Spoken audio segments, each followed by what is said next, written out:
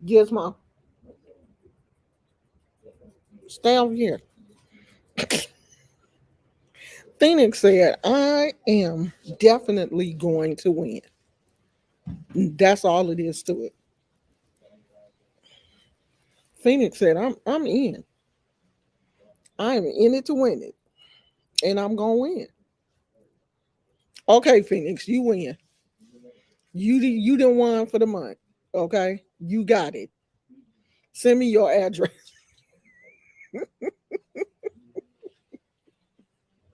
Send me your address, girl. You won. I can send out my packages now because I took my test. I took the test and I am I did I tell y'all that I was negative? I got a at home test and I'm negative. So Phoenix won. Phoenix is the winner. Winner, winner, chicken dinner. Phoenix is the teacher's pet for the month. Phoenix will be Phoenix is Black Heart of the month. So you get what? You get the whole month of February. You get the whole month of February. You are the Black Heart of the month. The Black Heart of the month is Phoenix. But look, you can't stop. You can't stop though because you won. You can't stop. You have to keep participating. You can't just win and be like, oh, that's it, I'm gone. I was listening to another channel and got bored while working on stuff, and I was like, oh, there she got. Girl, yes, this is definitely for bragging rights. You definitely get to brag. And you won for Black History Month too. Girl, I was like, you know what? I'm planning on doing something special for Black History Month. I know I haven't really been saying anything, but I want to do something, really special for Black History Month. And I haven't really figured out what I want to do yet, but I do want to do something really special, like, go into the history of, um,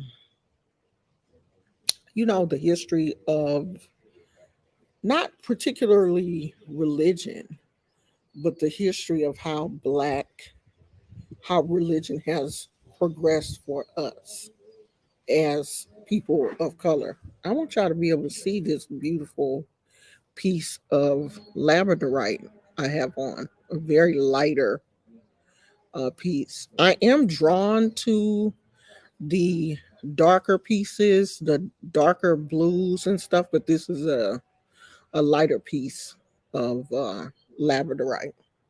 And labradorite is um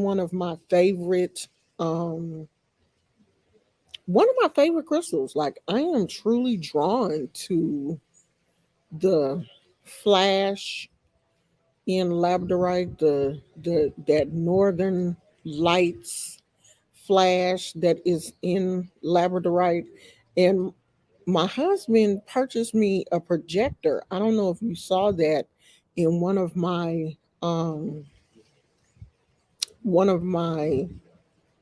what is them things called, shorts. You can see the projector. It's a really small projector and it projects stars and the northern lights on your ceiling.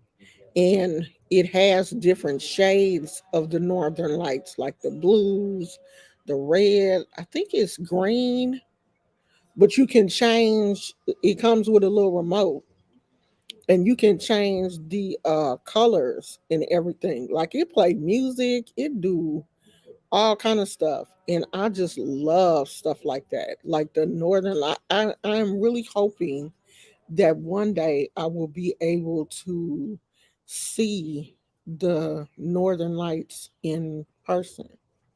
But I know you have to go where? Can't you see them in Canada? There are a lot of different places that I can just ask Siri. Hey Siri, Mm-hmm. where do you go to see the Northern Lights? Here's an answer from Greyline is. You can see the northern lights in Iceland, Alaska, Canada, Norway, and other places in the world. Okay, well I know I ain't going to Iceland. Um, I ain't going to Alaska. It's too cold. What's cold in all these places? So it comes like in colder areas. I'm not going to. Well, I have a friend in Canada, so I could go to Canada. I wonder has she ever seen them?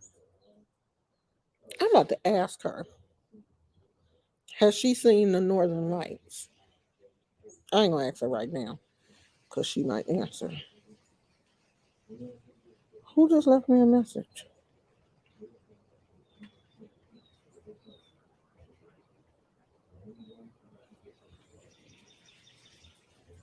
So you do know that if you test positive for COVID, you get put into some database for the Department of Health.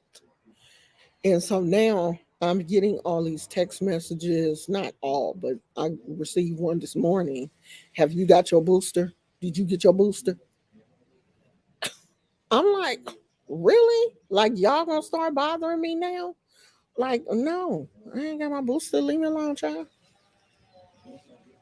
Is this your chat today? If you wanted to, do you want to come? You want to come on? If you want to come on, you are more than happy to come on. You can come on here with me because I know how to do it now. I know how to put the thing on here. And if you want to come on here with me and chit chat, let me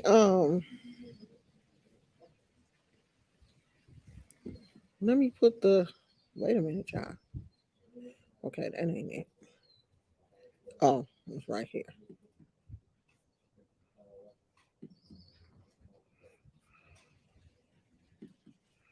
Let me I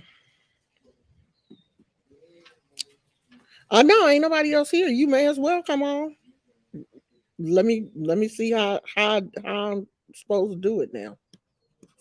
Oh, there it is. Okay, there it is.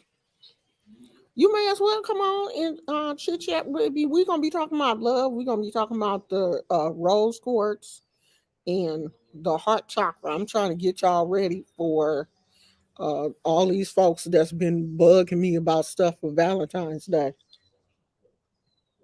Gizmo, you okay? You okay, Poo Poo? Gizmo had a problem last night with his ears. His ears been itching, so I had to put some medicine in his ears this morning. I hope I don't have to take him to the vet because he don't like going to the vet, and I hate stressing him out like that. But if his ears are really bothering him, then hey Rachel, YouTube notifications are not letting me be great this week. Girl, YouTube notifications ain't letting nobody be great. They do that on purpose. Deborah said hi, Gizmo. Here he come. He like who said hi? So him wasn't fit. He didn't sleep good last night because his ears was here go Phoenix. Now let me see. How do I do this? I think do I have to click on that first? No, I don't know, child. We about to find out. Okay. Hey, Hey girl.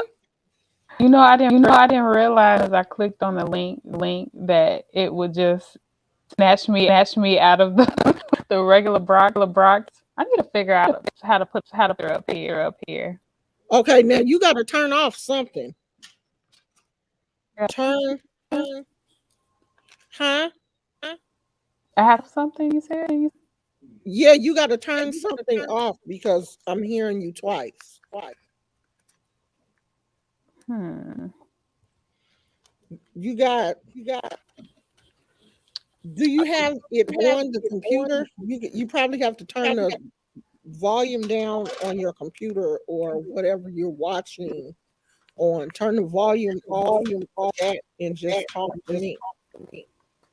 I'm on my phone. I don't know how to do it. Okay, talk again. Testing. Yeah, cause see, I can hear myself. Okay, wait a minute. That's weird. Cause I have my headphones in too. Take your headphones out and see. Does it still do Yeah. it? Let me see. Oh, you Yeah, see you now. can hear yourself. Yeah, I hear myself. Let me try it on my computer. See if it makes a difference. Okay. Yeah, I don't know, child. I don't know how to do it because I don't be calling into anybody's. Have I ever called into? Yeah, I think I called into one person's live stream. But I think what you have to do is you have to just, if you're on your phone, you have to just talk. I don't know. I don't know how to do it, child. I did it once and don't know how to do it. Yeah, his ears were itching. He's had problems with his ears before. This is not his first time. His ears was itching last night and he was like scratching and stuff. So I put some medicine, some ear mite medicine in his ear. So I hope it's just that and he doesn't have like an ear infection. But I looked in his ears and I didn't see anything. Like his ears are not red. They don't look irritated or anything like that. So I'm hoping he just maybe was just irritated or something. Okay, it feel like this hair is going in my mouth. Maybe I should have brought a headband or something. Cause this hair, wow, this is that human hair, and it don't want to act right. Um, so yeah, poor baby. So today we're going to talk about rose quartz. Now this don't look like um this looks like a piece of clear. You can kind of tell it's rose quartz, but it is rose quartz. It's just very faint. And this really should be how your rose quartz should look. It should be a very pale pink. If your rose quartz is too pink, if it's pinkety pink, sometimes they've added something to it because pure rose quartz has a very faint uh pink hue to it. And this is a nice chunk of rose quartz. I'm not sure where I got this piece from, but they should be really faint in color. The color should be real light.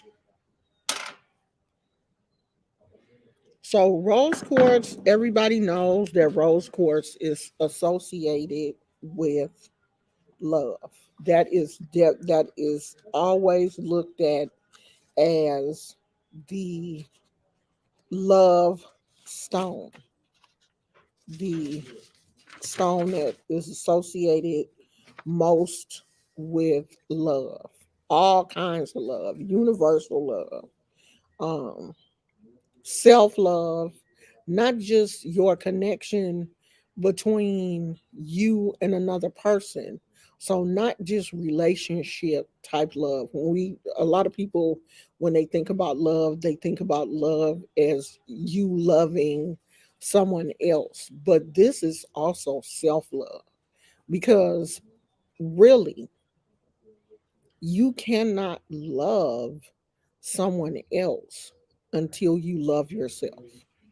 There is no love between you and another person until you love yourself. If you don't have that type of love for yourself, there is no way that you can love somebody else.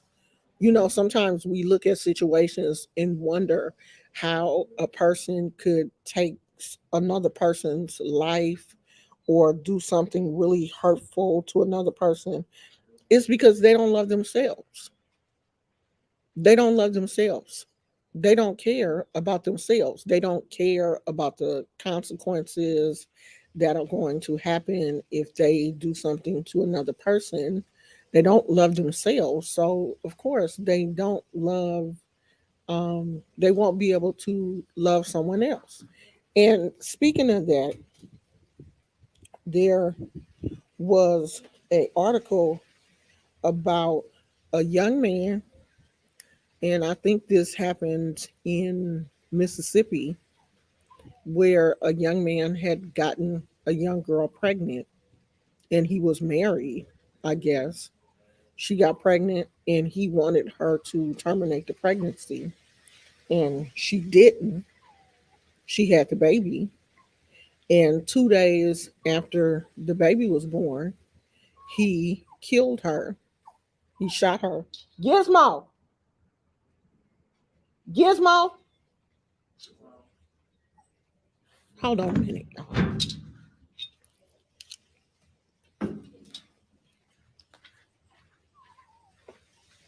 Gizmo! Come on, you want the house.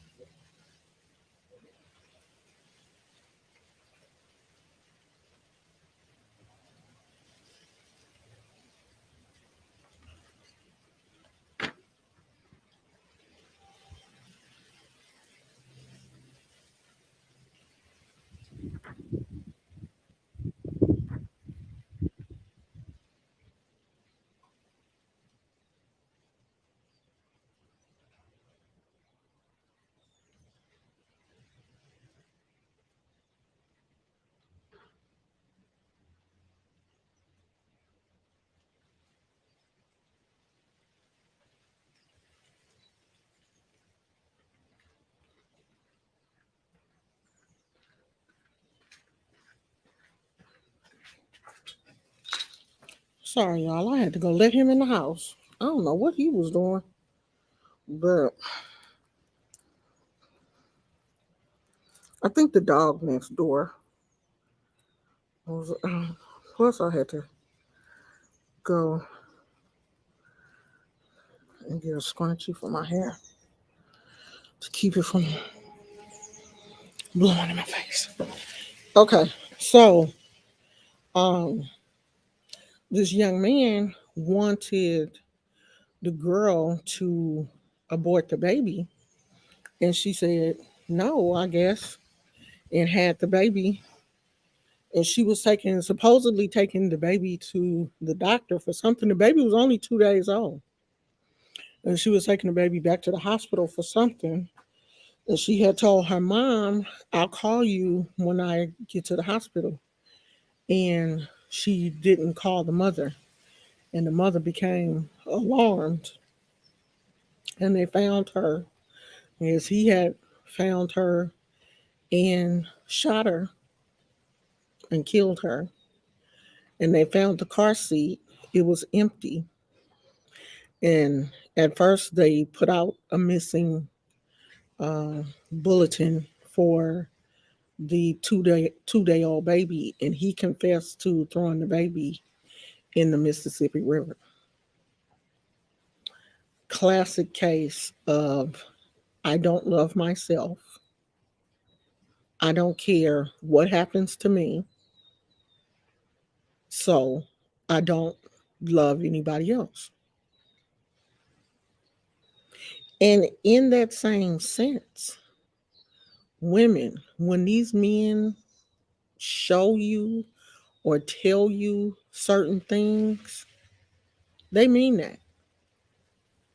You cannot change anybody. You can't change the way a man feels. You can't force anybody to love you. And if you love yourself, if you value your own life and love yourself, you are going to heed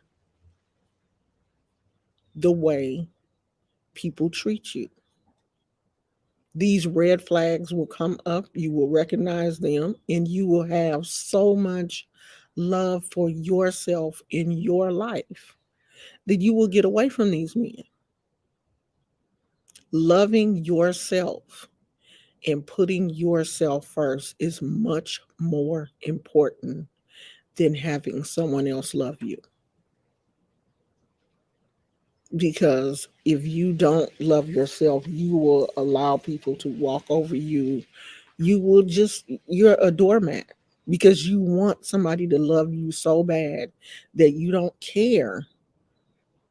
You don't care what that person, how that person treats you. You don't care how you're being treated because you're too busy trying to get that person to love you instead of you loving yourself.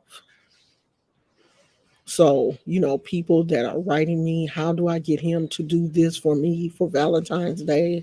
How do I, get him to take me out? Or should I buy him this for Valentine's Day? Should I do that for him? Do it for yourself.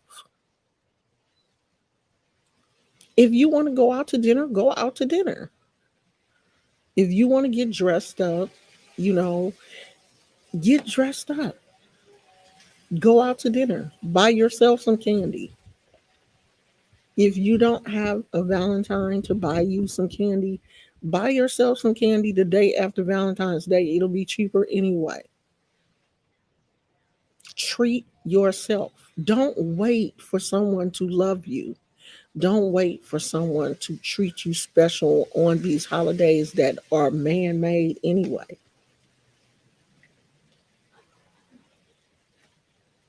You have to learn how to love yourself, value your own company, learn how to be happy with just yourself before you can be happy with anyone else anyway.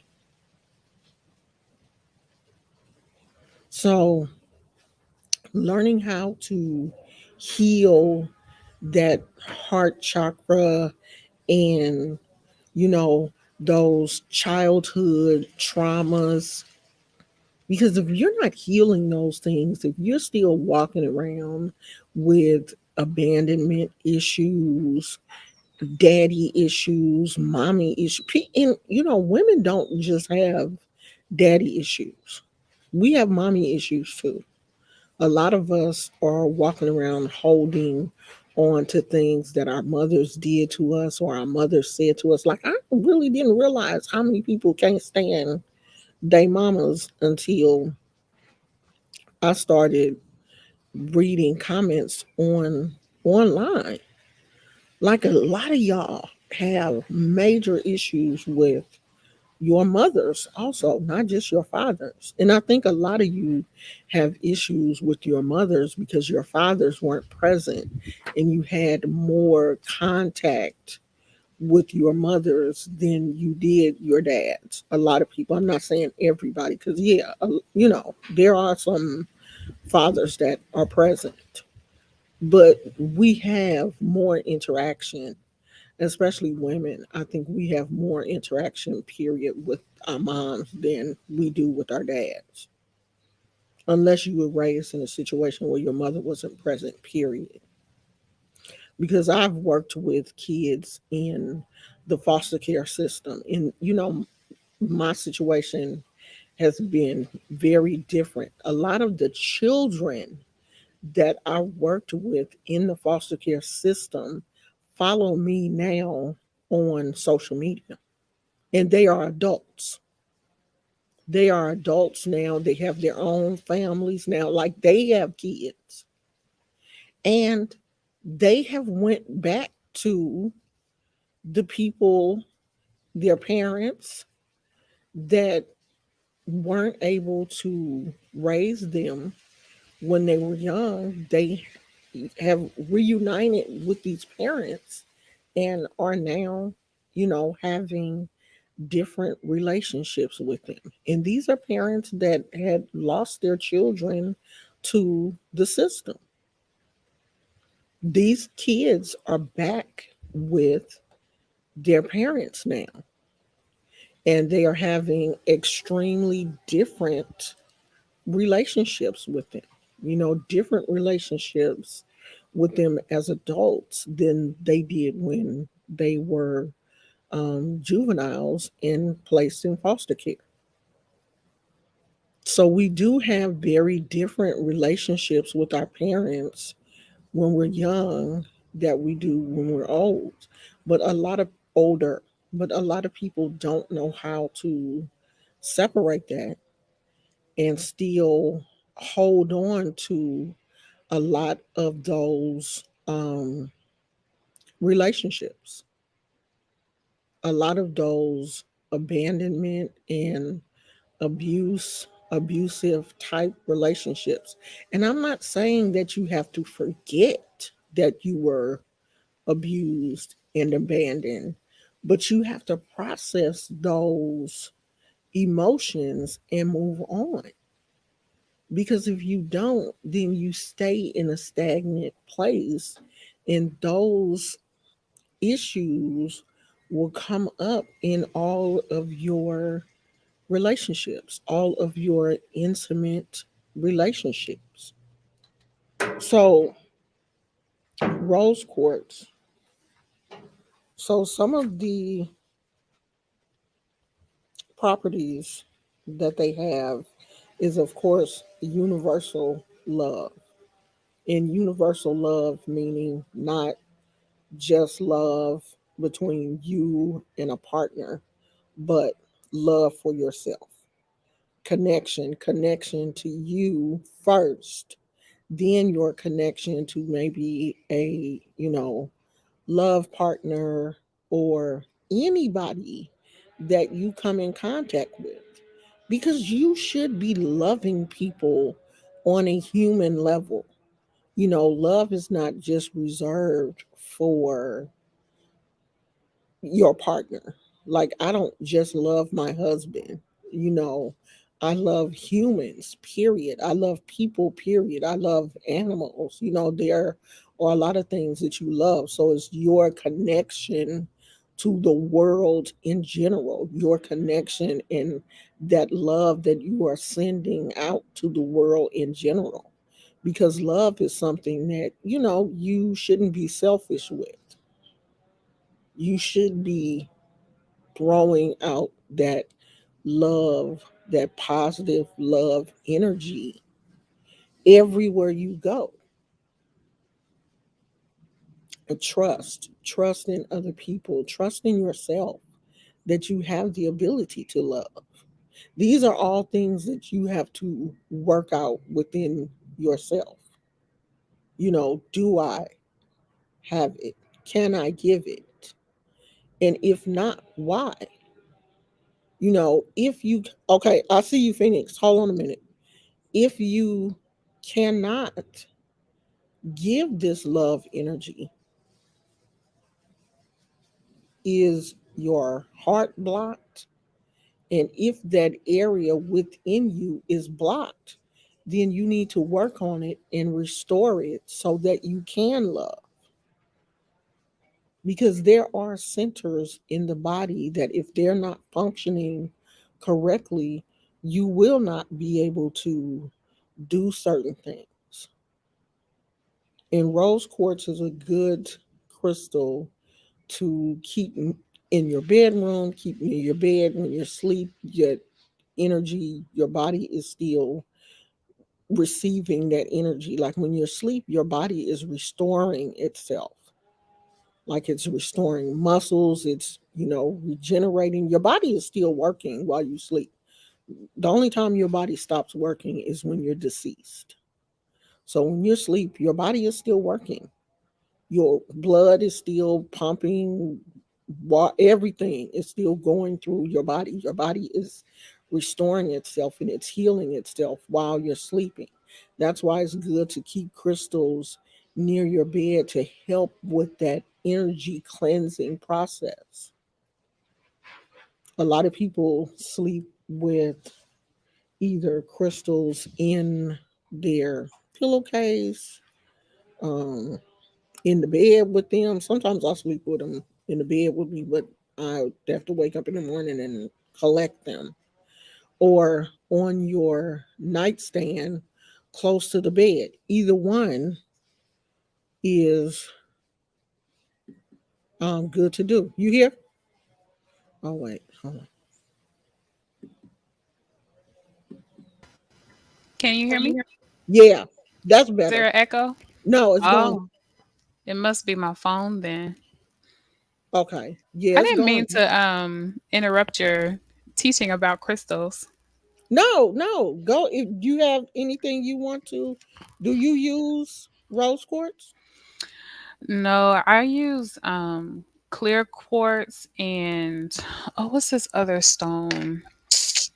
I forget the name of it, but it's is it selenite? Is a self cleansing Yeah, crystal? Those are yeah. the only two that I The one have. that looks kind of, Like milky almost. yeah, yeah. Hmm. But I would like to learn more about how to use crystals. But I Well, was rose enjoying quartz your is one that a lot of people start with. You know, okay. I've always heard that it is a starter stone for a lot of people. Rose quartz and amethyst, and it was kind of where I started. I think I started at clear quartz, and then Okay. got an amethyst, and then got a rose quartz. But to me, if you have like the three of those and maybe a selenite to cleanse them with, then that's a really good start, Okay. for your, if you're getting into um collecting crystals. It's Cool. a really good crystal to start with. So with those, do you still even though selenite is self-cleansing, do you still sit it out in the moonlight? I don't. You don't? I don't. I know some people do, but I don't because it cleanses itself and Yeah. it charges itself. But the thing is I don't use mine constantly. I think if I was using it on other people, I would. Mm. You know what I mean? Because you can use that to cleanse yourself also. Okay. Instead of using like a palo stick or incense or whatever, you can use that to run over your body to cleanse yourself too, to help. Like if you've been in a situation, say for instance, you went to court Hmm. and it was really stressful, or work, you know, you went to work and something happened between maybe you and one of your coworkers and you were really like tensed up or whatever, and you come home, that's a really good crystal to just run across your body and decompress from everything that's going on. Now, if I was using it and cleansing someone else with it, then Hmm. yes, I would, charge it and give it the opportunity to rest. But if I'm just doing myself and my crystals, then I wouldn't.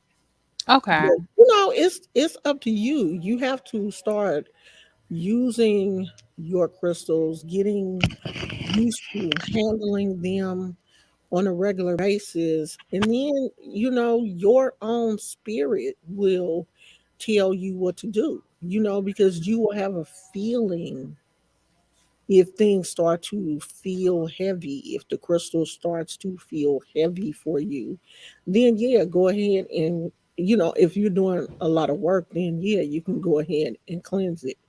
But if you're not, then it's fine.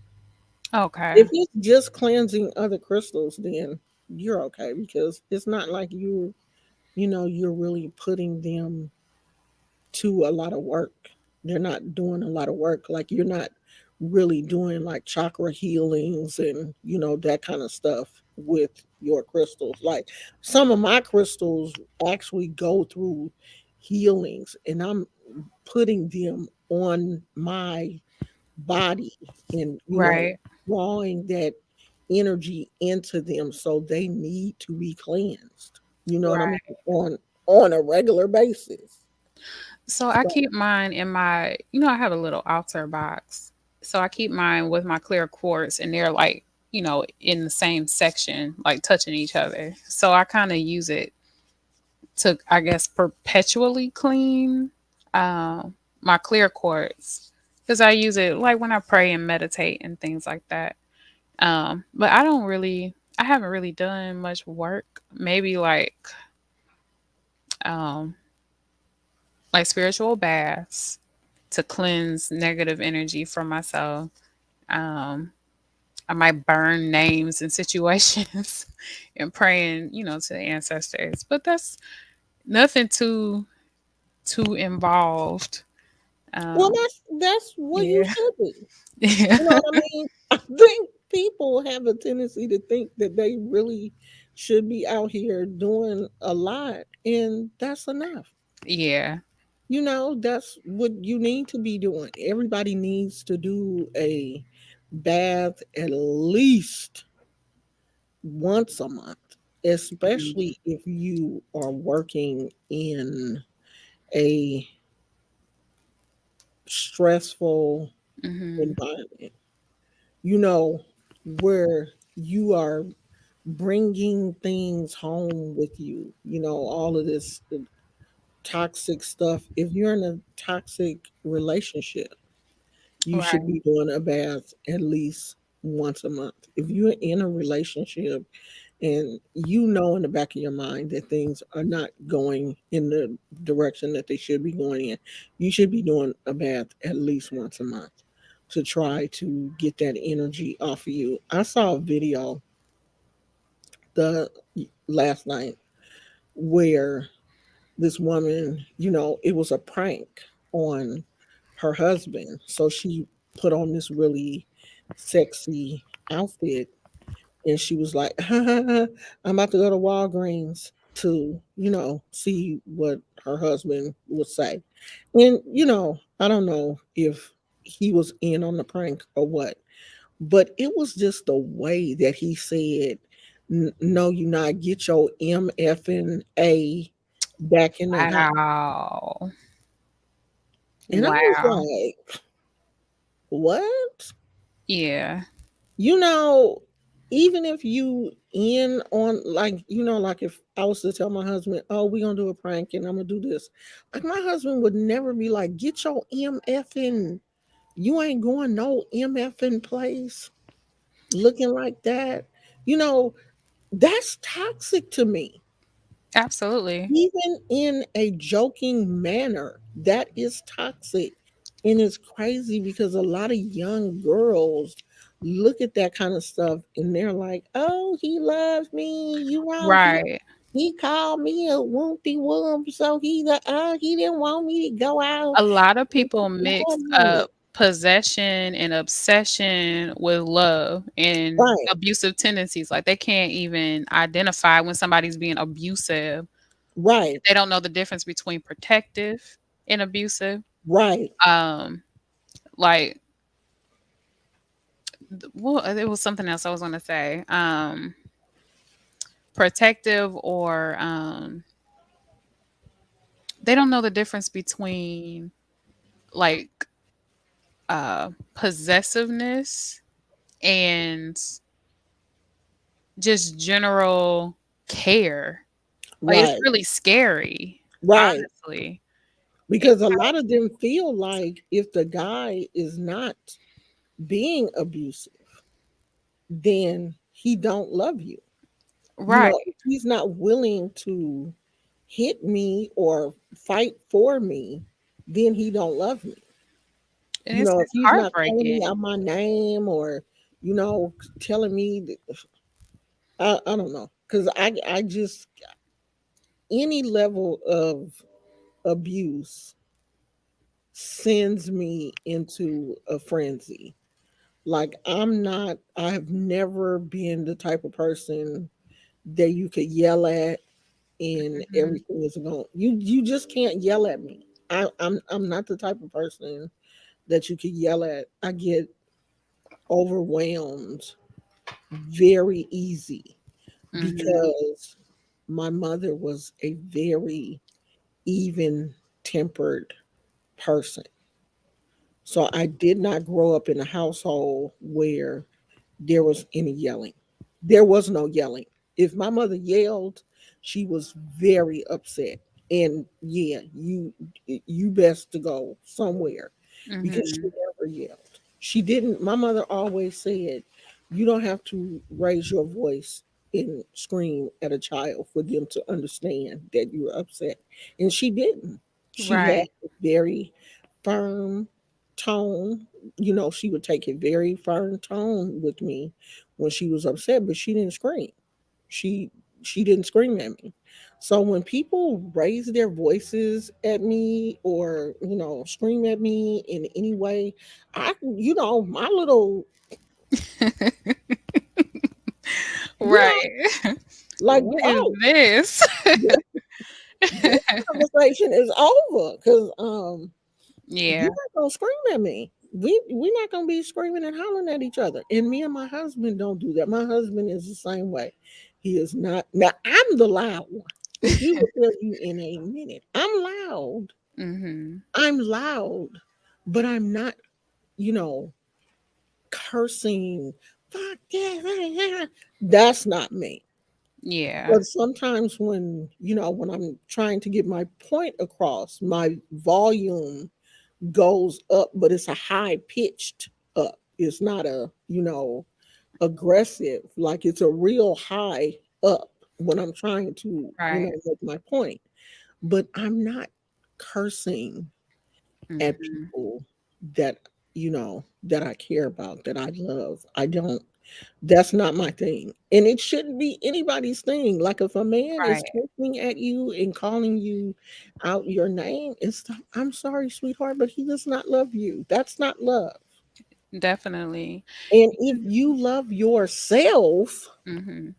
if you had that type of love for yourself, you would understand and tell them from the gate, hey, hold on, we're not Right. doing that. That's what we're not gonna do. And You're going to do that by yourself. right. Right. And I was gonna say too, like you were talking earlier about people in their relationships with their parents and something that I've been thinking about, I don't know, the last couple months or so is how growing up in toxic and abusive environments distorts, of course, it distorts your understanding of what love is and what normalcy looks like. And I'm a product of domestic violence. So, and it's a generational thing. And I think I shared that I lost my mother right before Thanksgiving. And it's really made me kind of grapple with um like understanding her, having compassion for her, understanding that my grandfather was an abuser towards my grandmother. All the men that my mother dealt with that I saw, that were in my life at least, they were all abusive as well. And so now I'm married and I have a family of my own. And you have to spend a lot of time, one, unlearning things that I believed about myself, lies that were told over my lifetime, but then also unlearning some of the things that we grew up with as normal when we were younger.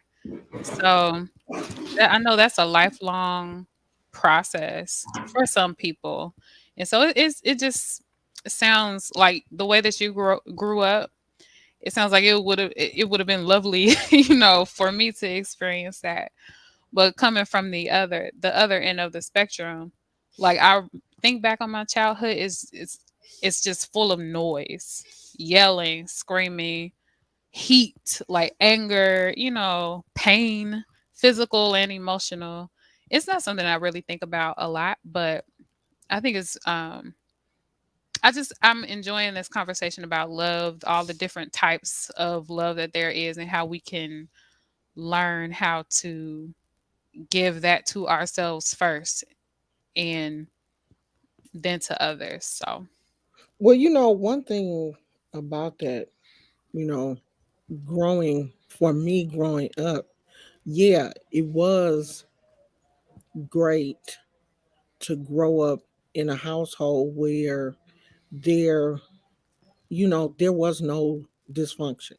mhm. I did not grow up in a dysfunctional household, but I missed my real parents, Yeah.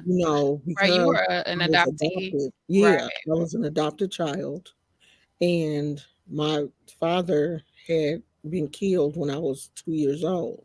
Wow. But I still missed him. You know what I mean? Mhm. Um, and I grew up with my father's side of the family only. And my mother's side of the family, and my mother was still alive, and she was Wow. still young. My mother was still alive. She gave me up for adoption when I was 5 years old. And basically, she kind of washed her hands of me. It Mm, was I don't know if they call them open adoptions, because my mother, she could call, she could visit, mhm. she was allowed to do all of those things. But after a while, she chose not to. And she That's so would sad. call and say that she was coming and she didn't show up. You know what I mean? And Mhm. I would be looking for her, just like sitting at the window looking for her for hours after she was supposed to be there and she didn't show up. So it was that component Yeah. of my life which was jacked up. And then my adoptive mother trying to be everything that she could. And I think, she overcompensated to make Mhm. sure that my life wasn't jacked up because of all of those other issues that were going on. Yeah. Because you don't forget that Right. you have parents. Right. You know what I mean? And then no matter how happy your life is, you still go through life wondering why your mother couldn't get her life together and take care of her own kids. Right. And then I had the component of my brothers not knowing where they were because she had like messed up with them. The courts stepped in and took them away from her. And we didn't see each other after they were removed from her care. We didn't see each other again until we were adults. Wow. We were all adults when we all finally were able to reunite for my mother's 50th birthday. We had all got together. And that time put a wedge between all of us. For some reason, we just didn't mesh. Like Mhm. the three boys, they grew up together with their grandmother on their dad's side, and they, grew up very different from the way that I did. And for some reason, we couldn't mesh. And just being a kid, wondering like where your siblings were, always being the kid that didn't have, like, I grew up in a neighborhood, I was the only kid that had no siblings. Wow. And out of all of my friends, I was the only kid that didn't have a dad Wow. in the area that I lived in. I was the only child that didn't have a father in the home.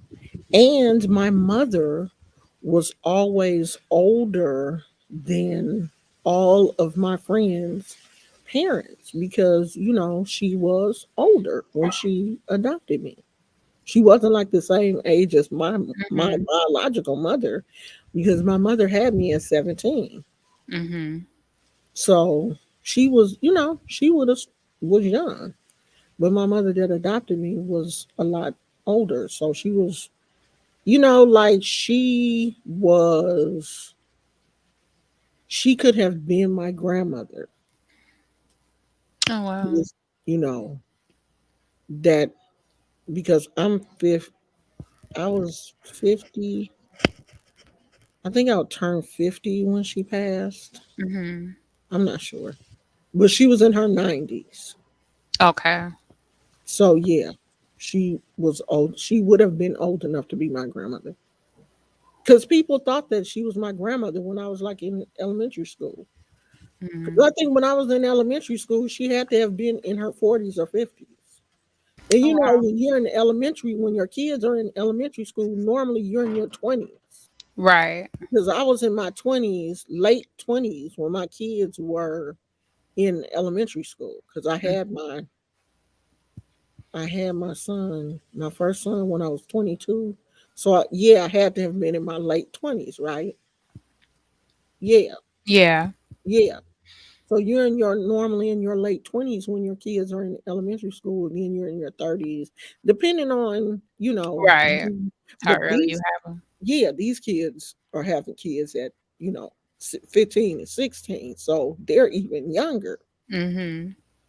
So yeah, even though things were so great for me growing up, there was still that other component, Right. you know, that Mhm. that other part of what was going on in my life that I was trying so hard to process as a child. Yeah. And I think about like my granddaughter, her parents, she is my son's daughter. And her parents are separated. My son is no longer with her mom. Kids, and she goes with her dad on the weekends, and she lived with her mother. That's um the way they are. Mhm. Kids process, you know, things in a way that they're not able to articulate. Right. And they internalize a lot too. And they internalize so Mhm. much. Like when we're raising our children, we can't forget about the things that we internalized. Right. We can't forget about how difficult it was for us to be a teenager and how Mhm. painful it was for us to be a teenager and the things that we held on to and we built on in our minds that weren't actually right. Mhm.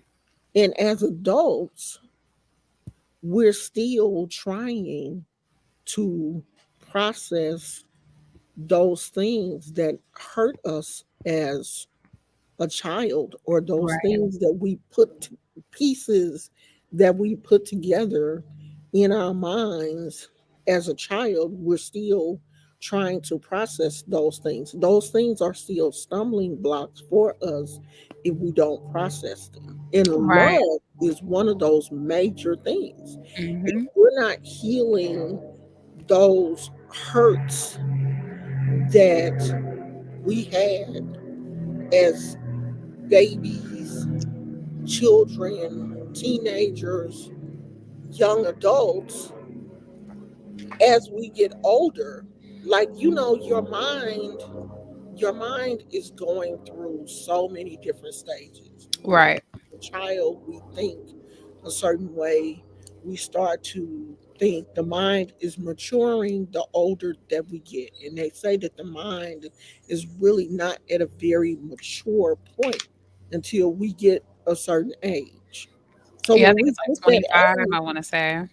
yeah, when we get that age, then we should be able to look at the whole picture of things. Right. When kids are little, they only see so far. You know what I Hmm. mean? Like you tell a child, go in the kitchen and get so and so. They'll go in the kitchen and they'll come back and be like, I didn't see it. Because they Right. can only see so far. They're not looking at the big picture. If it's not right in front of them, they're not gonna see it because they're not at a point where they can go in the kitchen and say, oh, well, if it's not exactly where she said it was, maybe it's in the cabinet. Their minds are not at that processing stage yet, like ours. We can't Right. expect that from a child, even though we do, and we will get mad because the kid didn't see it, but they probably really didn't see it because they're not scanning and they're not thinking, oh, well, Right. look, maybe she forgot it in the dishwasher. They'll just come back and be like, I didn't see it. And they Right. didn't. And we You know take what I for mean? granted They too really that didn't see it. they're absorbing information, so they wouldn't even know to Right, try something different. right. Mm. And they don't, their mind is not at that point yet. And we cannot expect a child to think like an adult.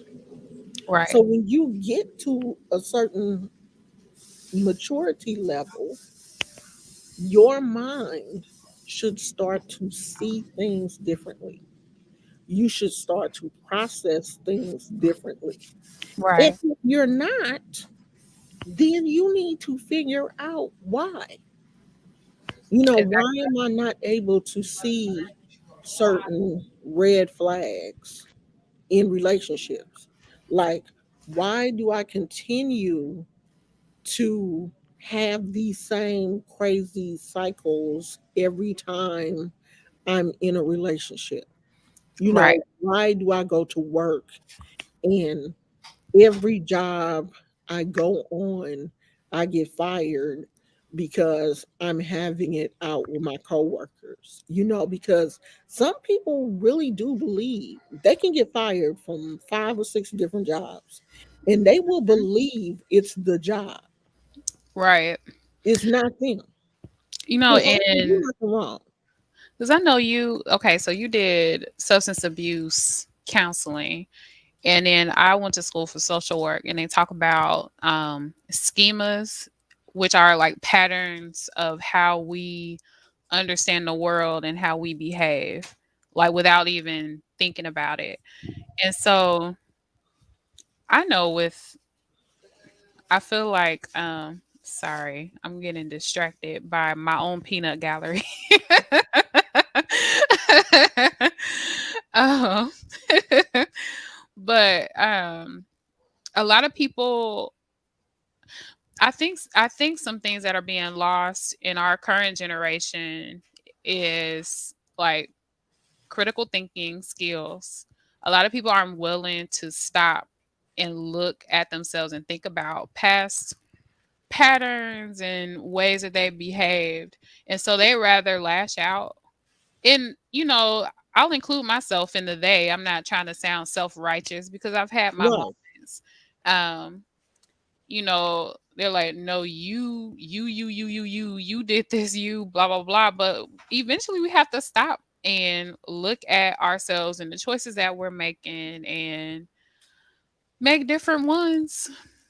Um, and really understand patterns. Like, where did I pick this up from? Why am I still, reaching after the same type of relationship, or I end up in the same situations with a bunch of different people throughout my right, whole life. So, right, um, but we have to be willing to do that type of introspection or shadow work. I know people, call it, that's another name for that type of process. I'll put it that way. right. I still have my old journals from when I was in, I want to say I started journaling in middle school. I can't even touch them really because it takes me back there and I feel so heavy and like Yeah, um just sick almost because yeah, that was my mindset at the time. yeah. Just being a very angry child. A Um, lot of those, I threw those away. I I might destroyed end those. up burning them at some Yeah, point. I destroyed those and the ones that I had during my first marriage Mm, because I went back and looked at some of that stuff, and I was like, I don't ever want to yeah. live this life again. So I destroyed all of those and threw them all away. Like when I Wow. got married, I started all over again. I basically started a new life when I got married because I wanted it to be a new life. I didn't want any of that life that I lived to be in this life. So I got rid of Yeah. all that stuff. I mean, I'm at a point now where I don't even want to look back on that. And Yeah. if I write some things now, the marriage that I'm in now, like Hmm. if I look back at some of those things that I wrote, I may have been angry or whatever, and I don't like it, I will rip that out of the journal and just tear it up because it's over. Yeah. I don't want to keep harping on something that has been resolved in my life. Hmm. Because that's how I live now. If something happens between me and a person, especially someone that I love, I want to resolve it. Right. I want to be able to go to my partner and say, "Hey, you said something that hurt my feelings. Can we talk about it? Or did you mean it like that? Or, Hmm. whatever." Like, I want to be able to communicate those feelings to the other person. And if I'm with someone or, I consider somebody my friend and I can't communicate those feelings to that person or they're not open to hearing those things when I tell them that they hurt me, then they're not my friend. Right. I can't consider you a friend because if you can't understand that you hurt me or you can't, hold a safe space for me to be able to tell you that you hurt me, then Right. you're not my friend. Absolutely. And And I I don't love really. I'm myself sorry. more than I love you. Right. And I'm not gonna let you hurt me. Right. And I don't really know why I still have them. They just sit on my bookshelf. And I do want to start like delving deeper into my shadow work process. And so I'm sure once I start that, I'll be able to come to a place where I'll just burn them like I burned other situations. I haven't written in journals since I was like 20. I'm pushing 40 now. So, um, but it's just I keep letters, I keep written things, cards. But I do think I might get to a point where I'll be able to just burn them and send them up in flames. But I think a lot of it too, um, now that my mom has passed, a lot of it would be part of me letting her go as well. Um, and some situations that I went through as a child in our relationship. So yeah. Well, you're not gonna let her go. I mean the The toxicity. situation. Yeah. Yeah. Yeah, That's also what I mean. Not her. yeah, you're going to release those things that happened. Yeah. And you should. Whatever transpired while your mother was here, you Yeah. should let go. And I have a different She's gone understanding now. of it as an adult, you Yeah, know, and just a compassion that I didn't have when I was younger that I developed, even through trying to still maintain certain boundaries because some things happen. But yeah, I'm sorry, I didn't mean to turn this into like a No, therapy session. no. But if this is where it's supposed to go, this is where it's supposed to go. And you talking about your situation could help somebody else. Yeah, hi black You know, you never hearts. know. You never know how what you're saying can help somebody else. When things go into another direction, then that's where it's meant to go. Yeah. It could be part of your healing and it could be part of someone else's healing also. Because believe it or not, all of us basically have the same story Mhm. with just different characters. Right. You know what I mean? We're all human. We all share the same experience. We just have different characters in our story. But it's all the same. We all have hurt. We all have pain. We all have triumph. We all have joy. There's always going to be a marriage, a death, a new baby, everybody's life. But there are other things compounded in there. There's alcoholism, there's drug abuse, there's mental illness, and that's in everybody's family. Right. There is not one family on this earth that something does not touch. My family, it was alcoholism. Mhm. Okay. Your family, it may be mental abuse, it may be toxic living, it may be domestic violence. But everybody's family has something, black, white, Hispanic, it don't matter. Yeah. Everybody is dealing with something. And then we as humans, we're always in a state of healing.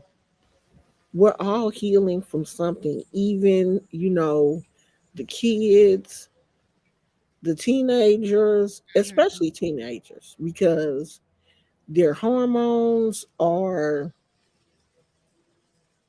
out of whack. You know Yeah, what I mean? definitely. Their hormones are trying to level itself out. And when your hormones are out of whack, because see, being a teenager and going through menopause is very similar. Because when you're going through menopause, your hormones are trying to Right. figure out, okay, what are we supposed to be doing? I don't know. Well, let's do this today. And it's the same, the Right. same And basic add life on thing. top of that. Right. You're just like, ah. It's the same thing for a teenager. And you wonder why they, act so strange, why they're always asleep. Like my granddaughter, I was calling her last week, and every time I called her, she was like, "Oh, I'm laying down, I'm tired." And I'm like, "Girl, why are you so You got tired?" a job. And then I was thinking, okay, this girl is growing. You know what I mean? Her hormones are tripping. Her body is changing. She's growing. Teenagers require more sleep because their Right. bodies need to rest because they're in that growing stage. Just Right. like myself, I'm going through menopause. I need more rest. Like, I need to sleep. I need to relax. There are days when, I'm feeling real good and my hormones seem like they right. And then there's days when I get up and I could kill everybody. The slightest thing, the, the slightest thing will trigger me. And to the point where I have to literally catch myself and be like, what is wrong with you today? Like, Yeah. everything irritates my soul. And That's then how I'm I like, am okay. when I'm PMSing. It's That's like how I that. know it's on its way. Like, It's ooh. like that. Mine is the cycle. That is, what it's like when you're going through menopause, but you Wow. just don't have the actual physical cycle Yeah. anymore. But your mind in your physical body still continues to, you know, go through that change. So we have to, be mindful. Like, everybody is going through something. And just Hmm. because you have a child that is just going to school and that's all that, they're doing, and you don't think that they should be tired, and you think that they should be on your mental level at all times, instead of understanding that they're a child, that their brain is nowhere near as mature as yours, and even Right. other people. When you're dealing with people, you can tell what people are, more or less on the same kind of spiritual level as you. If you're dealing with somebody, you out in public and they get to cussing and acting stupid real quick, jumping up and they're not on your level spiritually. So why would you Right. even continue to argue with them? You just look at them and be like, okay, let them have their moment. But Right. you engage in their moment with them. Like, you don't have to throw fuel on them. Just ignore them. Diffuse. Right. Learn how to walk away from these situations, even in your marriage, Hmm. in Don't your have to always be relationship. right, or you You can be don't have right and to just always be like, be okay. right. Even though in your mind you know that you're right. Right. I'm telling the truth. My husband had got on this. Oh, I don't drink a gallon of water. I don't drink more than a gallon of water a day. And I was telling him, you don't need that much water. And you need to stop drinking water at a certain time, because you're gonna have to, be getting up in the middle of the night to Gonna use be the up bathroom. all night. Girl, he got up about 4 times. Did you hear me? He was going to the bathroom like every 15 minutes. And then the next day, I ain't say nothing. I ain't said a mumbling word. The next day, he was like, "Oh, well, I was looking at this YouTube video, and it was like, yeah, you supposed to stop drinking water at a certain time, and you have to build up to the." Do you think I said anything? I didn't say nothing. I could have said, "See, I told you, won't Right. let go, and you don't listen to me." I didn't say nothing. I just said, "Oh, okay. So you saw that on a YouTube video?" And he was like, "Yeah, let me show you." I was like, "Oh, okay." And then he looked at me like, "What?" I was He like, knew you was right the whole time.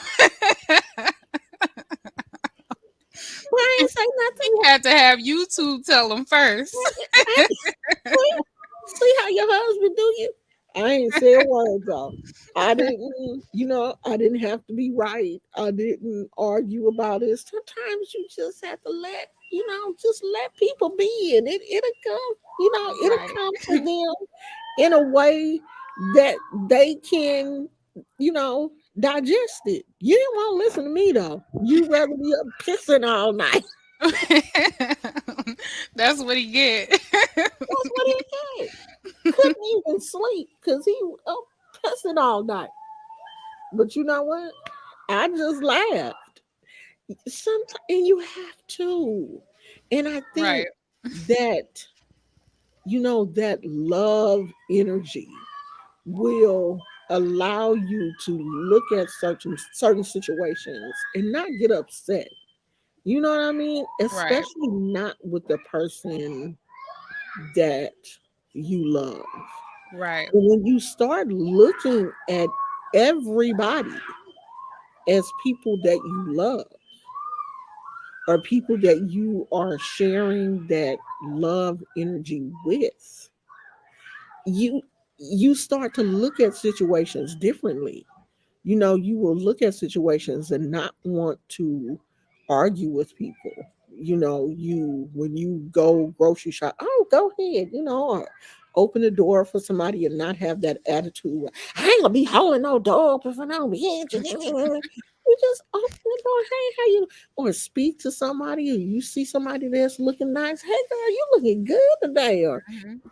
throw that energy out to other people. Right. And if you can't do it, if you cannot do that, if you can't look at another person and want to radiate that type of love, especially like to a stranger or something, then you need to do some introspective work on Right. yourself and wonder why is why am I not able to radiate that love energy? Right. Why It can't makes I a give? huge difference to other people. Like their faces light up and everything. Oh. Every time I talk about you, you pop up. That's me. I'm Mr. Magic Man. Oh, You okay. summoned him. Oh, okay, girl, I call him. I talk about him and he appear. No, I'm just gonna go and take a shower. So I didn't know you were still out here. You taking a book in the shower? Well, no, I have my reading session. You carry books around with you everywhere you go? No, I'm just going. He's so smart. You You know, ever seen a man just walk around with a book in his hand? You would be crazy, your big brain. Just walking around, he got a book in his but I hand. want to say Joanne did pay us back. Oh, you got it? Yeah, I got. I Oh, was gonna send it back to her and say keep it, but she went through all that yeah, to get it yeah. done. So Nah, you better keep that in case she need it again. Look, put that in a trust. Hey, Peanut Gallery. Hey, Peanut Gallery. So, yeah, one thing though, if you look at yourself, if you and I want everybody to do this today. Look at yourself. Do this your homework. Do go inward and see if you are really able to love someone that didn't give you what you really expected them to give you. Whether it be a parent, uh, your kid's father, uh, your supervisor. And when I say love, I mean on a human level, on the level that we should all have for each other. Because some people literally do walk around here hating people. I hate that bitch. I hate his ass. Hmm. So that person that you still hate, I want you to figure out why you're still holding on to that hatred.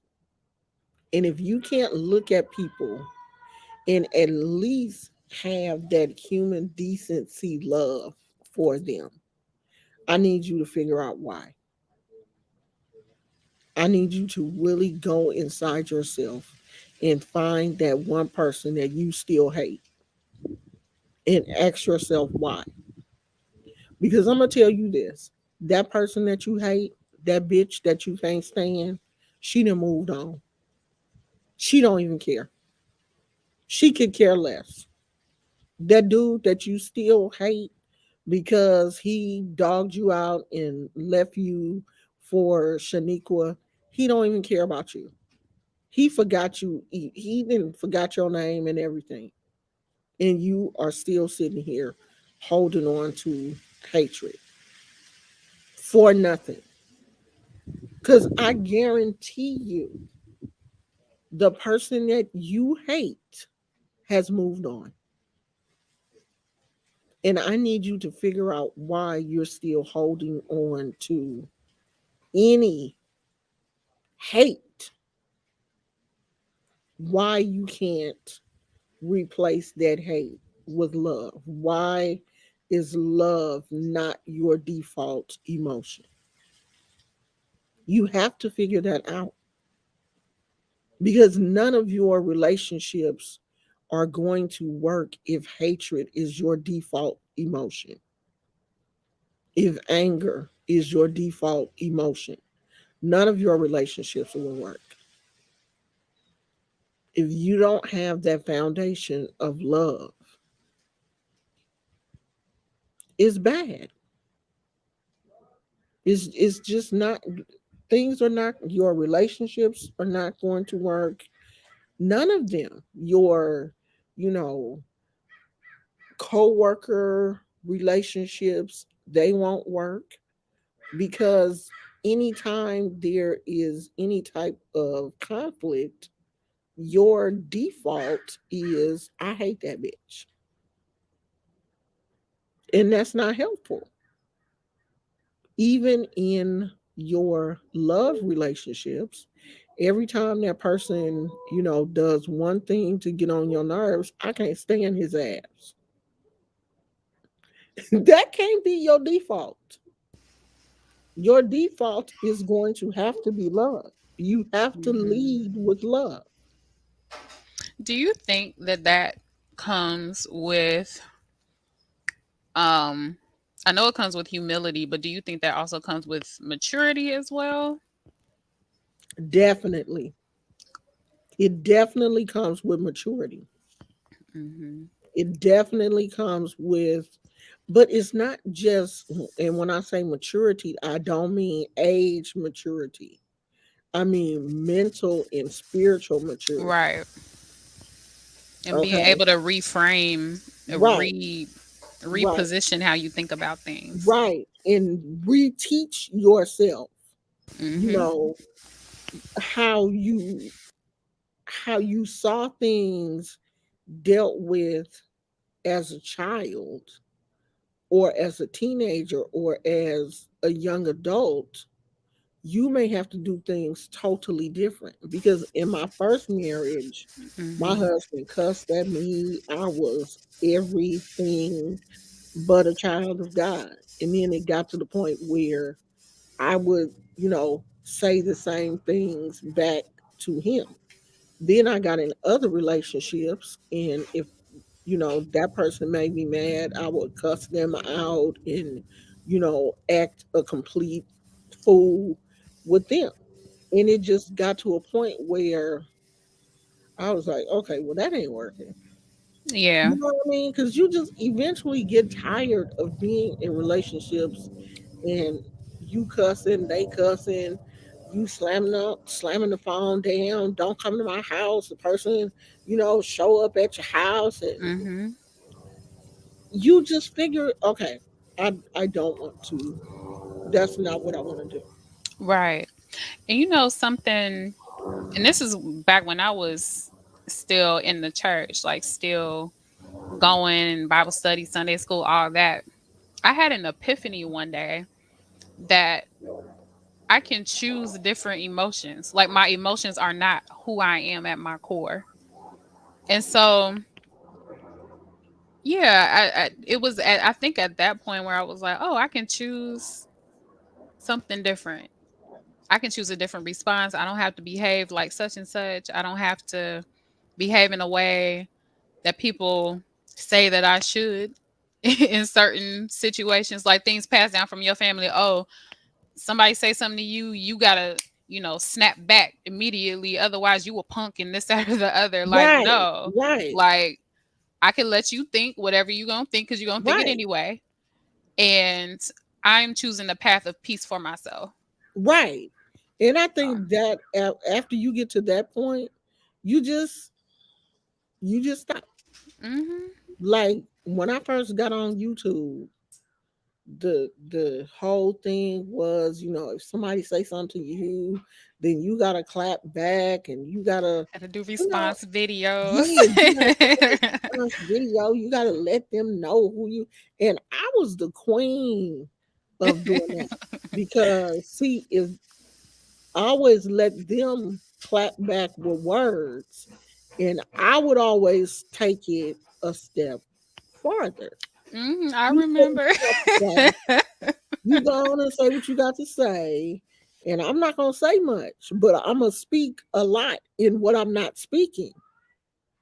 And I just got to a point where I was like, I know who I am. I know what I can do. Mhm. I don't have to show these people nothing. You Right. can go ahead and think whatever you can say, whatever you want to say. You could, as long as you don't show up at this address. Right. I don't care what, I don't care what you say on the internet. I really don't. As long as you don't come to California. Right. Because see, then you've taken things to a place where it shouldn't go. But your words, I don't care. Yeah. I just don't care anymore because it's too. I don't know none of these damn people. Right. None of I will never ever meet. Like I have ran into a few of my subscribers before. Mhm. Like one young lady, I ran into at the grocery store because she don't live too far from where we used to live when we lived in Oakland. Because she was Mhm. like, "Oh yeah, I live right around the." I was like, "Yeah, and I do too. I don't live too far from here." So I met her, and then one time I was at the beauty supply and ran into somebody. So there are some people here in California that live in my area. Now that's different. But the Right. rest of these people that like in New York and Jamaica or wherever you from, I never meet you, girl. Right. So I don't care. Have fun, talk, do whatever you gonna do. Mhm. Just keep it on the internet. Right. I don't feel like I have to.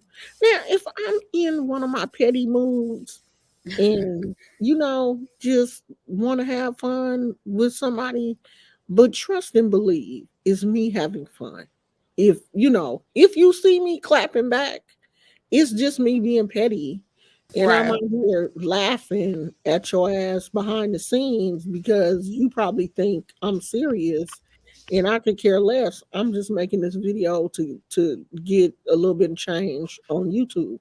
It's Mhm. not like, me really taking any of this shit serious because to me it's not. But yeah, Right. you have to get mentally, spiritually, and emotionally mature to get to that point. Right. You know what's interesting? I had somebody tell me, and I had this conversation with somebody else, and they just flat out told me, "Well, you don't have to do that. There's a death rattle that follows you." And I was like, "What? What is that?" And I was trying to get more information about that, but I have noticed that if I'm in negative situations with people, that something usually ends. Like there was two churches, mass exodus of members. Um, one actually shut down at a job. Um, the department ended up shutting down after I left. So it's just like things that I've noticed like throughout time. So I'm like, okay, maybe I don't have to be like rah rah, because I feel like balance is always made Yeah. I mean, eventually. yeah, I mean, I believe too. If something happens and I believe I'm in the right and things happen to me unjustly, I Right. feel that yeah, our spirit guides or the Orisha go and take care of those situations. I think that's where we mess up at. Mhm. We mess up when we decide to take these Mhm. situations in our own hands instead of allowing spirit to take care of those situations for us. Just like the Bible says, vengeance is the Lord's. It's not ours. Right. When things happen, we put those situations in the hand of spirit, and we allow them to go. You petition your spirit guides or your deities, and you tell them. That's what you do. You go to the Father and tell him, just like your biological dad, if something is happening, if or Mhm. your parent, your mom, if your dad is not there, when something happened to you as a child, you would go to them and say, "Hey mom, something happened at school. I need you to deal with it." And that caring parent, of course, will drop everything to go and take care of that situation for you. Well, God is the same way. When Right. something is going on in your life, you go to him and you say, "Hey, so and so is doing so and so to me," and God is like, "Hey, I need somebody to go down there and take care of my child. Somebody messing with my child." Mhm. And if you pour that into God and allow you, take your hands off of it. Mhm. As you tell him what's going on, you leave that shit alone and let God work it out. Then yes, he will. But if you're constantly in the background going, "Yeah, bitch, my daddy on his way to beat me up, beat your ass," and you're like, "God, no, I can't Right. get this girl to shut up for nothing." Like, I ain't coming now. Because you doing too much. If you tell him what's going on, then you need to stand down and keep your mouth shut and just let him go on over there and work it out. But he Right. ain't gonna do that if you in the background going, "He gonna come up here and beat you up today. You coming for you, girl. We gonna shut this whole business down." All that kind of stuff that Right. we will do. That Yeah. we need to learn how sometimes to just be quiet. Yeah. You know what I mean? And trust the process. Definitely. That's part of it. Oh, Demona said, "Yeah, Phoenix, burn those old books. I definitely Mhm. burned mine and ripped pages before I did. It's very freeing." That was 30 minutes ago. Okay, but I'm just reading the We've been comments. having a good conversation though. And KK said, her service is horrible. She don't know what's going on. But yeah, we have to learn how to, you know, trust the process when it Yeah. comes to healing, Mhm. and be able to take these situations and understand that we can't heal ourselves. Right. You know what I mean? We cannot heal ourselves. We can work towards our healing. Mhm. But some of that stuff we have to, give it to our higher power and believe that he is going to, work those things out. I'm not saying that I have healed myself. I've told you guys numerous times that I have been in therapy more than once. Mhm. No, each rough, really rough period in my life, I went to therapy. Like when I got a divorce, Mhm. when my kids were teenagers and acting a complete fool. I mean, my kids did some crazy stuff when they were teenagers. Wow. Um, and then when my mother passed, I went to Mhm. grief therapy. And I'm so glad that I went to grief therapy, because I don't think, if I hadn't went to grief therapy, I don't think my marriage would be as strong as it is. Because me and my husband got together in February, I think, of 2011, either February or March, and my mother passed in November, Oh wow. and it was a lot. It really was. It was so difficult. And I don't think if I hadn't went to um grief therapy, I don't think I would have been able to, you know, deal with love and, you know, be a good wife and stuff because I really felt like, like this gonna take me out, Mhm. because I was her only child. Excuse me. You know, it was even though I was an adult, it was still a lot for me Yeah. to deal with because I love my mother. Me and my mother were super close. Mhm. Like we were very close. Like talk on the phone all the time, just about Jeopardy and who was winning and all that kind of stuff. And I hated Jeopardy, but my mother would still call me and tell me, who was winning and everything, and I would listen to it because I know she loved it. So Right. losing her was huge, and I needed that grief therapy. Mhm. Help me um, process loss because not only did her loss come up in the therapy, it was the loss of my father, the loss of my biological mother, Right. all of, she unpacked all of that stuff too, Yeah.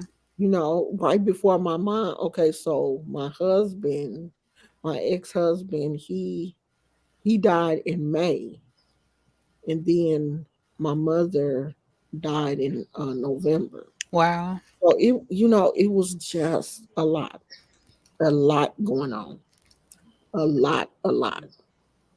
So, I will always be an advocate for therapy.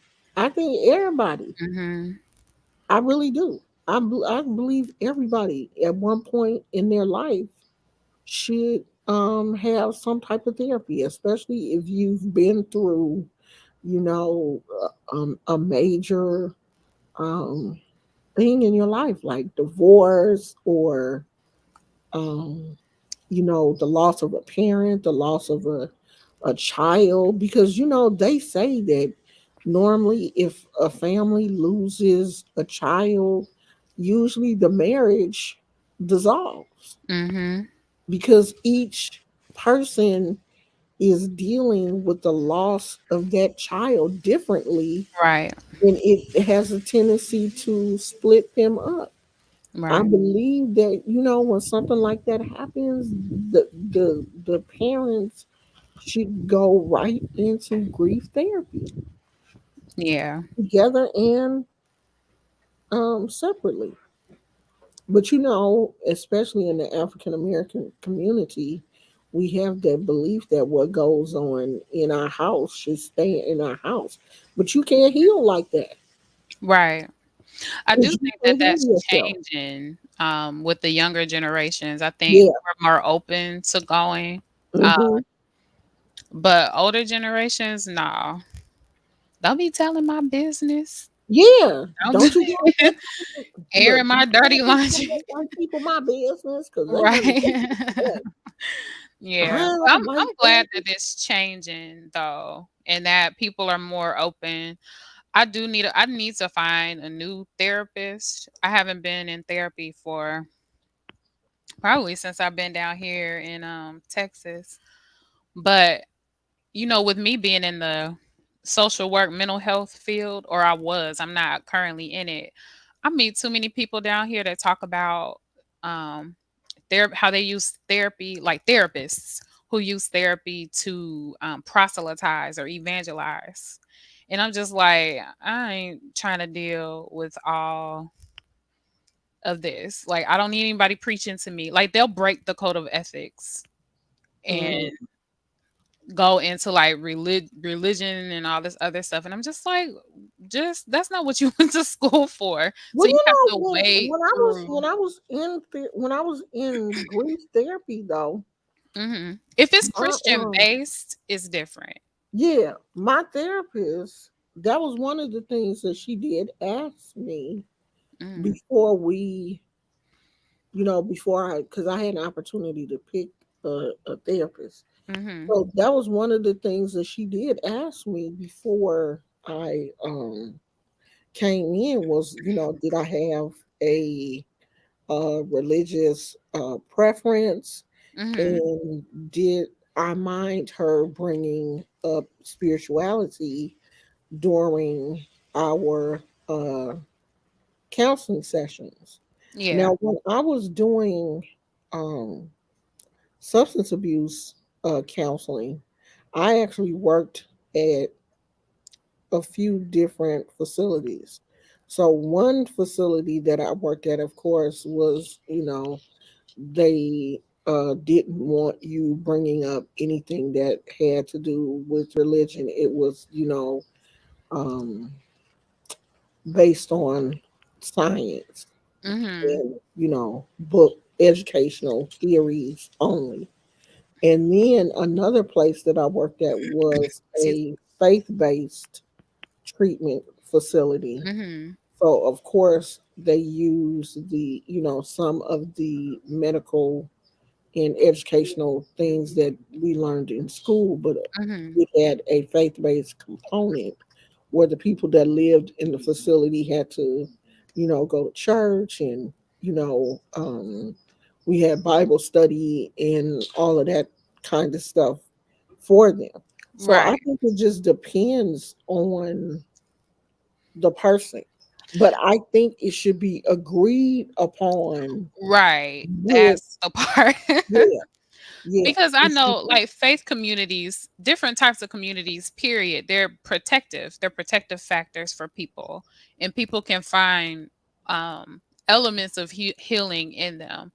But so I am in Texas. I'm in the Bible Belt, right, and right. so I've heard one too many people say, "Oh, it's," and like, you can believe it's a mission field without actively trying to force or Yeah, just outright evangelize. Oh, well, right. why don't you believe in this? Like, I don't want to have that conversation with you. It's none Yeah, of your business. We're yeah. here to talk about this thing. But yeah, I'm gonna If it's find not agreed upon, then right. yeah, I feel it's wrong. If Right. if you come to a faith-based treatment Right. facility, And it's, then church yeah, connected to then a you church. have to That's the expect that expectation. it's gonna be church. Right. Yeah, yeah. Right. Not you can't come there and then be like, well, why y'all talking about God? Well, didn't we tell you it was faith based? We gonna talk about God here. I mean, Yeah. I enjoyed both Yeah. And I can working, talk about both. scriptures and, like, I can talk about Bible stories and, things like that. Um, were you an Eastern Star? My mother, No? Your my mother mother was. was, Okay. yeah, But I'm not active, but we would talk about different biblical stories and things like that, and it wasn't. Some people were kind of pushy, but I brought that up to say, like, I can discuss, like, themes and morals of lessons and things like that, but when it comes to um trying to get me to say the prayer of faith and all these other things that aren't a part of any, you know, therapeutic model, not any non-faith based therapeutic model. I'll put it that way. It's a lot. yeah, yeah. I mean, I've gotten to the point now where I take the things from the Bible that help me, Right. and I'm able to kind of, the things that don't, you kind Just of kind of push it away. brush it out. Yeah. Like, if it's working for you, then you And accept let it it. work. And if it's not, then you let that part go that Hmm. you're not really into. but Right. I'm never going to get to a point where I'm totally against any religion, because I feel like if Mm-mm. we don't have something that is higher than ourselves, like, then who are you going to go to? Right. Yeah, I wouldn't say I'm against any religion because all they are is all of us trying to figure out how to connect with the divine, Right, including, spiritual systems and whatnot. right. Uh yeah. That's that's all I'm gonna say about that. And that's how we have to, learn to accept them and forget about all of that division The that fighting. I'm is. like, I'm not Yeah, about to fight with you over what yeah, you I'm not. believe. Like, I'm not gonna argue with you. you be at peace, but leave Yeah, me at peace too. yeah. You have your beliefs. I have mine, and I'm gonna let you live your life and do your thing. Because Yeah. even though I grew up, you know, in a Baptist church, Hmm. believing that if you wasn't a Christian, you was going to hell. All Yeah. the Muslims, all of the Catholics and everybody else, if you're not, Baptist, then it's something wrong with you. Like my mama was even like, even them holiness people, there's something wrong with them too. There's something wrong with everybody that Right. wasn't Baptist. So you have to relearn all of that Right. kind of stuff. Like, these are people. If they Hmm. want to foam at the mouth and fall out at the church, Right. that That is was the their churches I used to go business. to. It was more I was when I was younger, it was more conservative, but then as I got older, I started to explore more charismatic churches, and it was a lot. Yeah, I I did never was too. foaming, but I did too.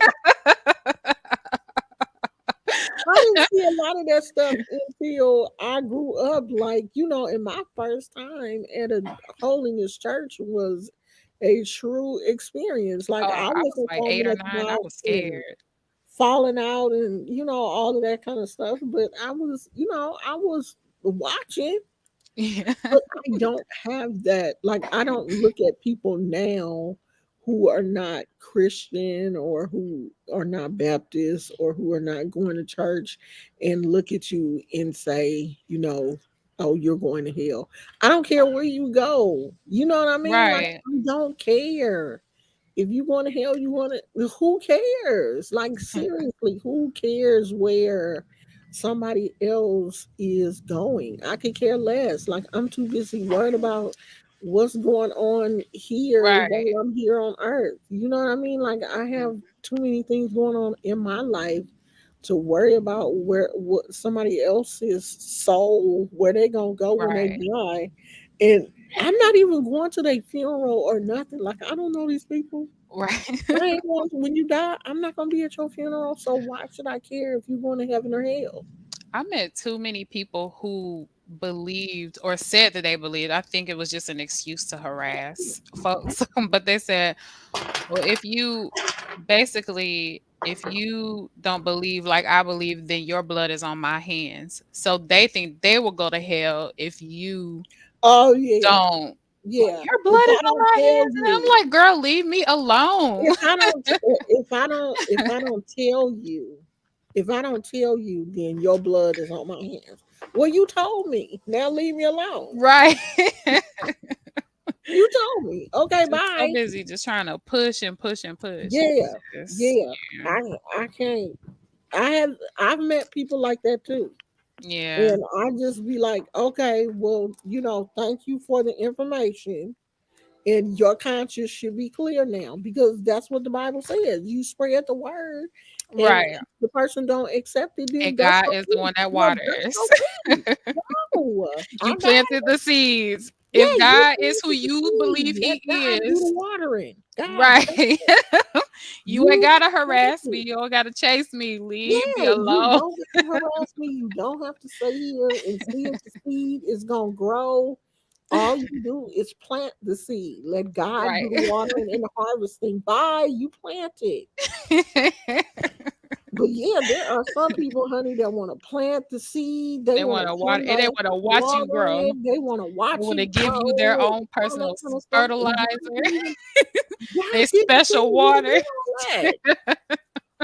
He did not tell you to do that. Plant the seed.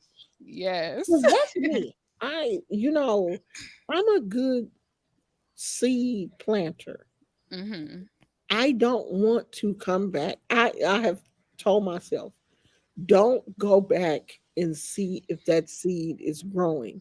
Because if it's not, if you have these expectations and if it's not growing the way you think it's going to be growing, you're going to get mad at the person and Yep. you're going to want to go after them again. Plant the seed and leave them alone. Right. I have really matured to that fact. When I counsel people or tell people, to do certain things, I really don't want them to come back and tell me how it ended, Hmm. because if people don't listen to me, I get frustrated. So I would rather plant that seed and in my mind say, okay, they're gonna grow. Let them go. I don't Right. want you to come back and tell me how it grew. Now, if I run into you and I see you and you be like, this my husband right here and this our baby, I'll be like, oh my God. Okay, so that seed grew. Yeah. But if it didn't, I don't want to know. Because I just want to know that I did what I was supposed to do, which was plant the seed. Right. And if it, and let God do what he was supposed to do. Because also, this is something that messes up too. When we pray, we have to get out of the habit of being selfish in our prayer. Our prayer should always be, thy will be done, Mm-hmm. which is God's will, not ours. Mm-hmm. When we pray, we have to stop going to God telling him what we want, because it's not about our wants. In Right. the end, it's about God's will. Mm-hmm. That is when you know that you have spiritually matured. Because, see, we will see people suffering, we will see our relatives suffering, we will see them dying of cancer. And instead of saying, God, I need you to come and remove them of their misery, Mm-hmm. we will say, God, come and heal them. And sometimes healing is not God's plan. Right. And You pray it's that they're not suffering. You know mhm. what I mean? Right. Even if they're Right. leaving, you know that they're leaving. Okay? Because you know when a person is so sick that death is around the corner. You're not praying that they stay. You're Right. praying that they're not suffering. And you should be praying that God's will be done in that situation. And God come on and call them home. That's when you know that you have gotten to a very mature place in your spirituality, Mm-hmm. is when you stop praying, when you stop having those selfish prayers. Right. Because you So have to pray that God's will be done. Because your will is going to always be selfish. We are selfish by nature. right. No, We absolutely. want things to happen for us. We want us to be happy. I even had to stop praying for this house in a certain way. Mm-hmm. Because I was like, I want this, God. I want a walk in closet. I want this. I want that. I want the driveway to be, I want the backyard. I want grass. I want this much grass and this much concrete. And I want a fruit tree. And I was like, am I listening to myself? God. I just want your will to be done in my life. Mhm. Give us the house that you want us to have. And that's related to the question I was going to ask, because we see a lot of um, pushes for manifestation and bending the universe to your will to get what you want. Like, write this X amount of times, and I won't say, I won't even say that manifestation is wrong, but I just wonder where the balance is between, you know, allowing your greatest and highest good, and then also petitioning to manifest X, Y, and Z. But the example that you just gave, there was just a certain level of surrender that you got to allow the universe to send what is best for you your way. Does that make And do you see that I never push that manifestation thing? I never talk sense? about Yeah, I don't ever hear you really talk manifesting. about that. I don't agree with that concept because the majority of people who are preaching that manifestation, the majority of them don't even have what they say they have, or if they have that Mercedes, they've worked for it. Right, They're not telling you how much work that they've done or how much money their social media platforms is bringing in, because a right, lot of these like TikTokers and Facebook Reels and all of this, some of these people are making some good money. Now, they're right. not telling you the work that they put behind all of Mhm. this manifestation. It's not just about sitting here telling the universe to give me, what Right, I want. No, you got to put some work in. You're not going to get a 5 bedroom house just because you sat and manifested it. If you have bad credit, if you have no credit, if you don't right, have money for a down payment, you're not going to get a house. No one's going to give you a house just because you're sitting here manifesting it. right, I can't manifest a Mercedes or a Tesla in my mm, front yard, no matter how much I sit here and pray about it. right, That's not going to happen. But you have some people out here who want these material things so bad that they listen to these people, and maybe they do have a Mercedes, but they've worked for that Mercedes. right. And it's easy for me to come on here and say, yeah, I manifested my husband and look at him. Look how sweet he is and blah, blah, this and blah, blah, that. I wasn't even thinking about getting married when me and my husband got together. Mhm. You know what I mean? Like, I Right. didn't manifest that man. It He just, just showed up. he just showed up. He just showed up. Right. So, no, I'm not into that whole um manifesting and all of that, because I mean I do believe that God will send you the desires of your heart, and I believe that, but sometimes it's about you being happy where you are. Right. you know he may not send you a Contentment. Tesla.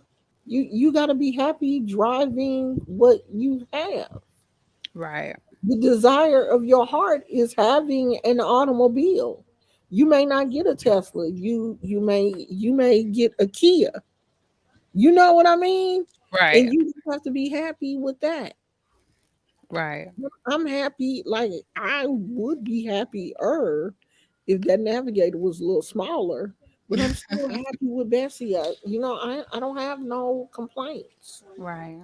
I'm not complaining because Absolutely. I know eventually things will eventually work themselves out, and it'll be what I want it to be. It just isn't right now. Sometimes you just have to, learn how to be happy where you are, be content where you are, and then God will elevate you. Mhm. And I'm not Definitely. saying to not put those things out in the universe that's Right. what you want.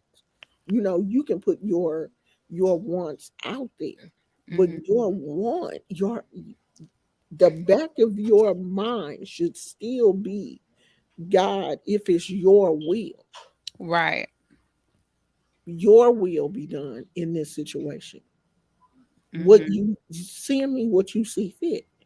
And if you believe that God is your father and he loves you, you know that he's not going to send you anything, Right. any old raggedy thing that, you can't get together.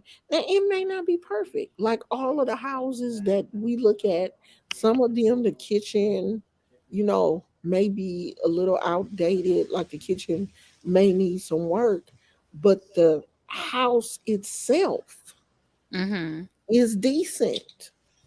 Right. Then you still winning because you can go in and update appliances and paint and do that kind of stuff.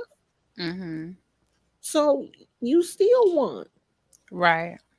because the things that need to be fixed are just like cosmetic things. So you can work on that. So Right. yeah, you know, all that.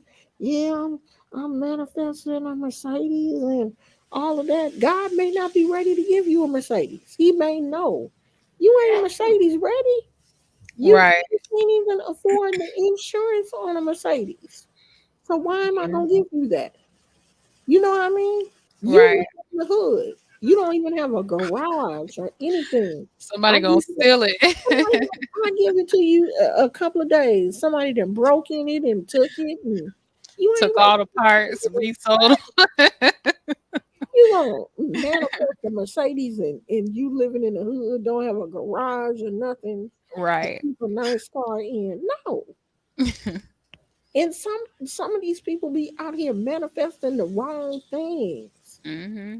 I'm on Section 8 living in a studio apartment and I want a Range Rover or I want a diamond chain with my name on it. Girl, if you don't get out, For why? Yeah. or I Absolutely. want a Louis Vuitton bag, you know, I want Gucci and yeah, I used to see so many people on the bus with Louis Louis Vuitton Vuitton bag, and Gucci Gucci, purses. yeah, Yep. Gucci bag Coach. on, and you on the bus. Right. Could have bought you a little piece of ass car with that purse. And all of these Louis Vuittons and Gucci's and stuff, those weren't all knockoffs.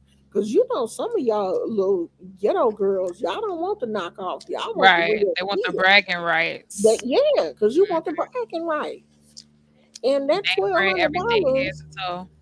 you didn't use up Jordans. your whole tax return to go out and buy you a Louis Vuitton purse, and you could have used that little money and did like I used to do and go buy me a little $600 car Mm. that'll last you for a year until you get your next taxes. I did that one year.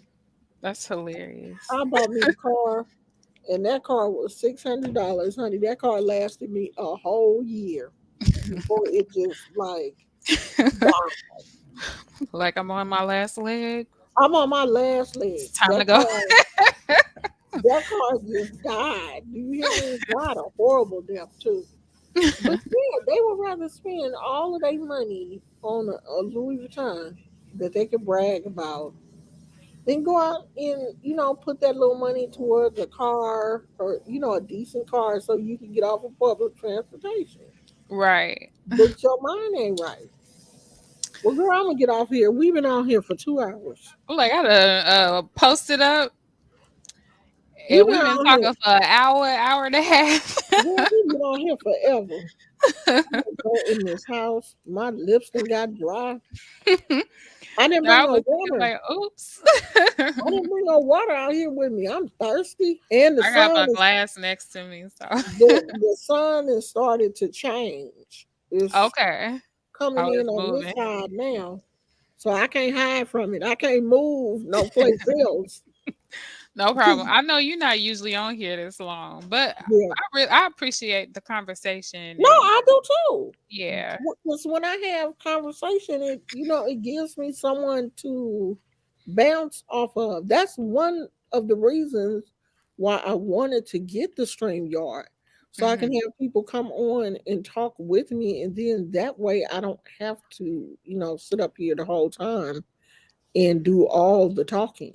I Right. enjoy talking to, my subscribers. And Awesome. congratulations for being Black Heart of the Month. I need a t-shirt. I beat you, Rachel. Okay, you got it, girl.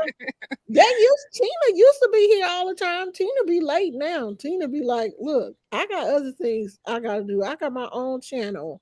I got to run. I ain't got time to be running over there and being on time all the time. But yeah, girl, I'm gonna have to get you a little package together. I didn't know And it was send for a it to real you. prize. I was just being silly. But you did it. You did it, girl. No, I told you it was a real prize. I thought it was just for them the emoji stars. No, girl, it's a real prize. It's a real prize for the monthly winner. Oh, well, I'm gonna calm down so I can let somebody else win next You gonna month. let somebody else win? Everybody Yes. else gonna be like, look, I ain't gonna be trying to get there on time because I ain't got time to be doing all that stuff. All right, No. y'all. It's been real. I'm gonna go in here and bother the peanut. What time is it? 2:20. Bother the peanut gallery until he got to get ready to go to work and see what he gonna fix for lunch. Yesterday, I made coconut shrimp and fries in these like fish patty things. Mm. So I don't know um, what he gonna take for lunch today. Well, we'll figure it out. So I will see you guys. I don't know if I'm gonna see y'all tomorrow. I guess if we don't do anything, then I'll come back tomorrow. But if we do, then I won't. So we'll see. I love you Okay. guys. Thank you so much for participating, Bye. Phoenix. I really appreciate that, You're sweetheart. welcome. And I have fun. we got a good time. Absolutely. And All I'll see right. you guys Have later. a good Okay. evening. Okay, you too. Bye Thank you. bye. Bye bye. Bye, everybody.